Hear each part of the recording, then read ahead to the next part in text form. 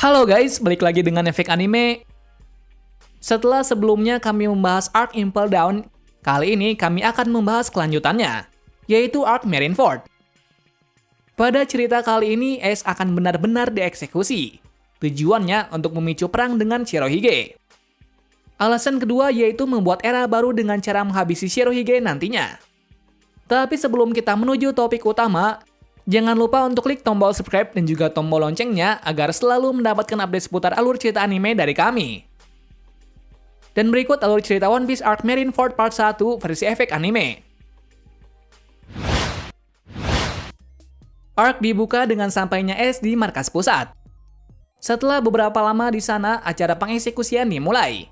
Dalam acara tersebut dihadiri oleh orang-orang terkuat, seperti Fleet Admiral, Wakil Admiral, tentunya juga Shichibukai. Selain itu, mereka juga mempersenjatai tempat tersebut untuk berperang dengan Shirohige. Untuk mengabadikan sejarah pengeksekusian Ace, Angkatan Laut menyiarkan kejadian itu di semua layar lebar. Tujuannya agar para penduduk bisa mengetahui apa yang terjadi nantinya. Mengingat peperangan ini akan menjadi sejarah besar bagi bajak laut dan Angkatan Laut. Di sisi itu, Garp tidak menyetujui hal itu. Tapi sayangnya ia tidak bisa apa-apa. Kemudian ia pergi ke tempat Ace dulu. Di sana ia berbicara tentang Luffy dan masa lalunya. Tak lama setelah itu upacara dimulai. Seperti yang diketahui, bahwa Ace hanya bisa pasrah dan merenungi saja.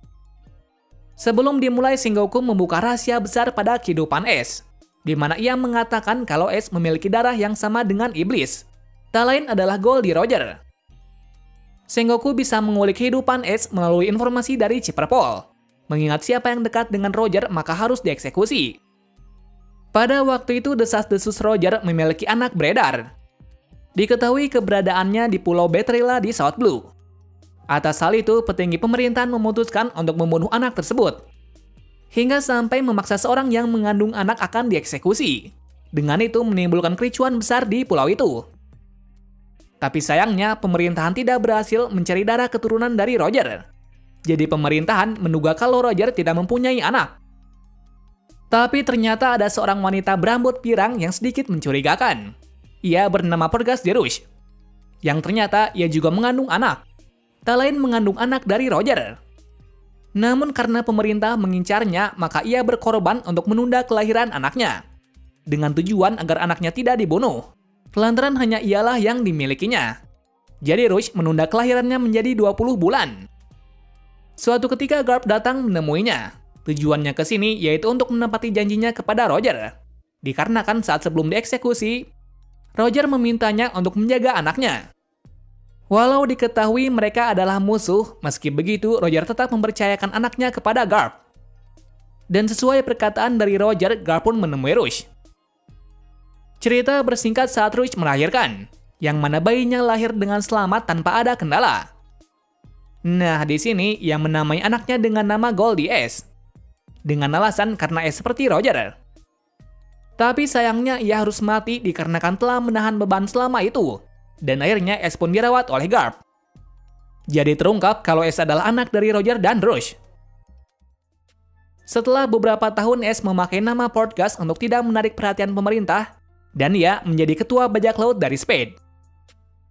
Di saat itu pemerintah baru mengetahui kalau Ace adalah anak dari Roger. Namun tak lama setelah itu pemerintahan mengurungkan niatnya untuk menangkap Ace. Alasannya Ace telah bergabung dengan Shirohige. Bahkan kabarnya Shirohige berniat menjadikan Ace sebagai raja bajak laut. Meski ia tahu kalau Ace adalah anak dari rivalnya dahulu. Atas penjelasan dari Sengoku membuat seisi Marineford dan para penonton sangat terkejut. Karena masih ada keturunan Roger yang masih hidup. Mengingat semuanya telah dieksekusi. Tapi Ace masih menyangkal kabar itu. Ia mengatakan kalau ayahnya adalah Shirohige seorang. Mengingat lagi Shirohige adalah orang yang berjasa untuknya.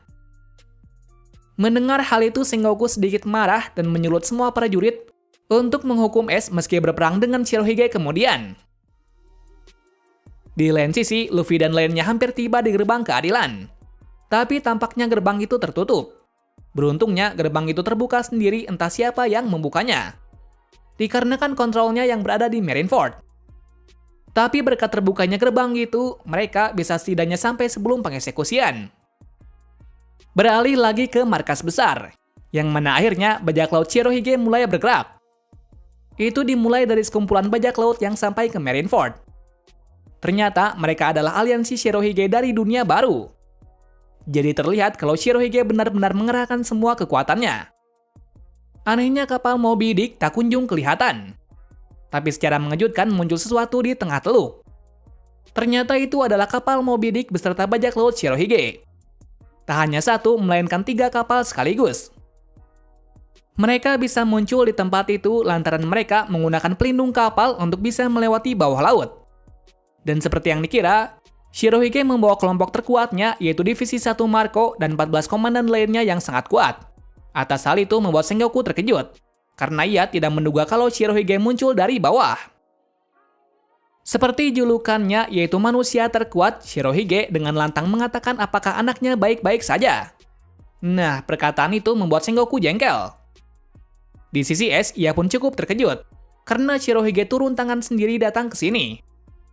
Tak berapa lama Shirohige pun mengawali peperangan ini, dengan cara menggunakan kemampuan buah iblis yaitu Gura-Gura Nomi.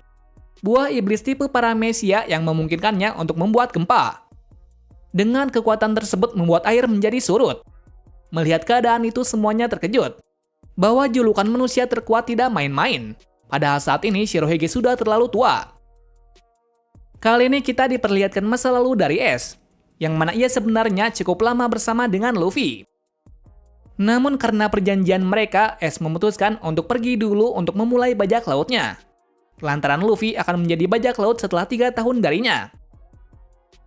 Di perjalanan menjadi bajak laut, S dengan cepat membuat kelompoknya. Bajak lautnya bernama Spade. Dan tak berapa lama juga, ia mempunyai buah iblis merah-merah Nomi. Dengan kekuatan tersebut, bajak lautnya menjadi terkenal. Atas hal itu membuat pemerintahan mulai mencarinya. Sampai suatu ketika, S pergi ke salah satu bajak laut terkuat yaitu Akagami Shanks. Tujuannya untuk berterima kasih kepada Shanks karena telah menjaga Luffy. Melihat Ace adalah kakaknya Luffy, Shanks sangat senang. Pada saat itu Ace mengungkapkan kalau ia akan mengelilingi dunia. Jika itu terpenuhi, maka dirinya akan melawan orang terkuat yaitu Shirohige. Sampai suatu ketika akhirnya ia mulai mencoba untuk bertarung dengan Shirohige. Tapi sayangnya ia malah dihadang oleh orang tadi kenal yaitu Jinbei. Di sini terungkap juga kalau Jinbei bukanlah anggota dari Shirohige. Melainkan Jinbei melakukan balas budi dengan menjaga Shirohige di balik layar. Mendengar hal itu, S pun menghajarnya tanpa ampun. Tapi ternyata tidak semudah itu. Sampai akhirnya pertarungan terjadi 7 malam tanpa berhenti. Pada akhirnya pertarungan berakhir imbang. Di situasi yang tidak tepat barulah datang orang yang ia cari yaitu Shirohige. Melihat itu, S dengan amarah dan nekatnya menyerangnya. Tapi sayangnya ia malah dibuat babak belur. Menariknya lagi, Shirohige bukan membunuhnya, melainkan memintanya untuk menjadi anaknya. Maksudnya adalah menjadi anggotanya. Dengan alasan bahwa S adalah orang yang kuat. Tapi karena lelah S pun pingsan. Setelah tersadar, S sangat terkejut karena ia berada dalam kapal musuhnya. Seperti yang dikira, S pun mencoba untuk membunuhnya. Tapi sayangnya ia gagal terus-menerus. Atas usahanya itu hanya membuahkan hasil sia-sia. Lalu salah satu komandan menegurnya. Kalau ia tak akan berhasil mengalahkannya. Orang itu adalah Marco. Marco mengungkapkan kalau Oyaji adalah orang yang baik. Dikarenakan sejak dari dulu Oyaji selalu mengumpulkan semua orang buangan menjadi anaknya. Oleh sebab itu, Marco beserta lainnya memanggilnya dengan Oyaji. Setelah mendengar hal itu, S mulai berhenti menyerang Shirohige. Bahkan ia dijadikan anggota Divisi 2 Shirohige. Mulai dari situ ia menjadi terkenal. Karena sudah merasa dekat, S mulai memberitahukan bahwa ia adalah anak dari Roger. Tapi tampaknya Shirohige tidak marah sama sekali. Malahan ia mengatakan entah dari mana berasal, yang pasti di kapal ini semua adalah keluarga. Mendengar hal itu, S sangat terharu. Kembali ke pertarungan, yang mana tsunami yang dibuat oleh Shirohige sampai ke tempat dari Luffy dan lainnya. Dengan itu, kapal tersebut mengikuti arus mundur. Pada titik tertentu, Luffy dan Buggy sangat panik. Akan tetapi, sepertinya Jinbei mengetahui kalau itu adalah perbuatan dari Shirohige. Tahu akan hal itu, ia meminta semuanya untuk tenang. dikarenakan dengan ombak kencang ini akan mempercepat menuju ke Marineford. Berikutnya ombak yang dibuat oleh Shirohige akhirnya mau menggulung Marineford. Tapi tadi sangkanya Aokiji berhasil menghentikannya dengan kekuatan esnya. Alhasil semua perairan membeku, dan mengakibatkan kapal aliansi tersangkut. Meski begitu, malah hal itu menguntungkan aliansi Shirohige, karena sekarang ada pijakan untuk bertempur. Lalu akhirnya saling bunuh pun tak terelakkan. Di sisi itu sepertinya salah satu Shichibukai mulai bergerak. Nah, orang itu adalah Mihawk, yang mana ia ingin memastikan jarak antara angkatan laut dengan Shirohige. Seperti yang diketahui, dengan memakai pedang hitamnya, ia menebaskan serangannya ke arah Shirohige. Tapi tampaknya serangan itu berhasil dilemparkan oleh Komandan Divisi 3 yaitu Diamond Jozu. Jadi seperti yang terlihat kalau Komandan Divisi juga setara dengan Shichibukai. Atas hal itu pertumpahan darah pun menjadi lebih sengit. Lagi-lagi ditunjukkan kekuatan dari Divisi 1 yaitu Marco. Diketahui Marco adalah pemakan buah iblis tipe Zoan, tepatnya hewan langka, di mana Marco bisa berubah menjadi burung Phoenix. Biasanya Marco dikenal dengan Marco si Phoenix. Dengan kekuatan itu, Marco bisa menghindari dengan mudah sekaligus menangkis serangan dari Kizaru. Melihat kekuatan itu, Kizaru pun tak tinggal diam. Lalu ia meminta prajurit raksasa untuk menyerang. Tapi raksasa tersebut berhasil dihentikan oleh Diamond Jozu. Caranya melemparkan bongkahan es ke arah raksasa. Tapi sayangnya itu tidak berhasil, karena Admiral Akainu pun dengan lincah menghancurkannya dengan kekuatan magmanya. Tak lain, ia adalah pengguna buah iblis tipe Logia. Pada titik tertentu, buah Hancock selaku Shichibukai juga ikut bertarung. Tapi ia tidak memihak keduanya. Malahan siapa yang menghalangi jalannya maka akan dijadikan batu. Setelah itu pertarungan menjadi sengit. Apalagi tidak ada yang mau mengalah satu sama lain demi tujuannya itu. Sampai akhirnya tiba raksasa di pihak Shirohige. Ia adalah Little Orcs Junior. Tak lain masih dalam klan dari raksasa Orcs di Thriller Bark. Tapi tampaknya Little Orcs lebih besar dan memakai senjata. Nah, kedatangannya membuat aliansi menjadi bersemangat. Bahkan dengan mudahnya Orcs bisa mengalahkan para raksasa pihak angkatan laut. Di sini ditunjukkan tekad kuat dari Orcs, yang mana ia berani mati demi bisa menyelamatkan Ace. Kenapa demikian? Karena Ace adalah orang yang baik. Mengingat dulunya Ace sering menolongnya. Tepatnya ia sangat menyukai topi yang diberikan Ace. Alasannya dengan topi tersebut ia tidak pernah kepanasan dan kedinginan. Jadi ternyata Ace berpengaruh besar dalam bajak laut Shirohige. Cerita bersingkat saat Orcs mulai menuju ke arah dari Ace. Begitu juga aliansi juga turut melindunginya dari belakang. Namun pihak Shichibukai tak diam saja. Sekarang giliran dari Kuma menyerang.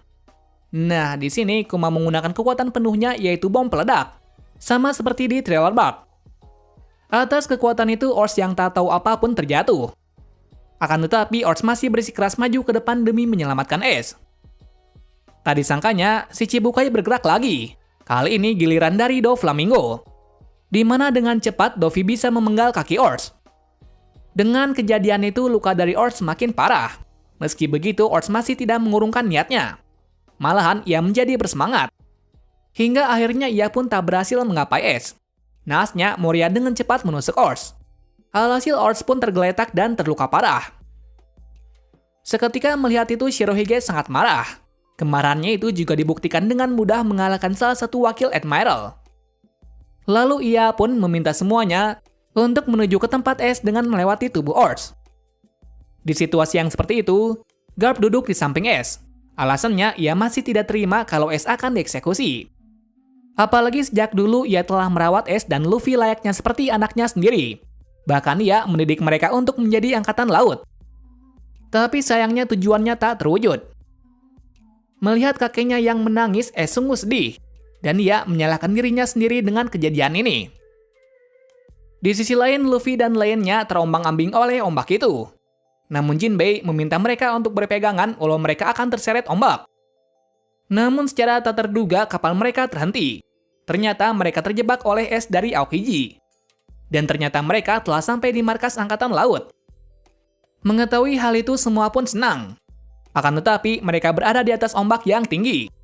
Jadi mereka memutuskan untuk mencari cara untuk jatuh tanpa hancur. Nah, di sini Luffy memiliki ide yang cukup cemerlang.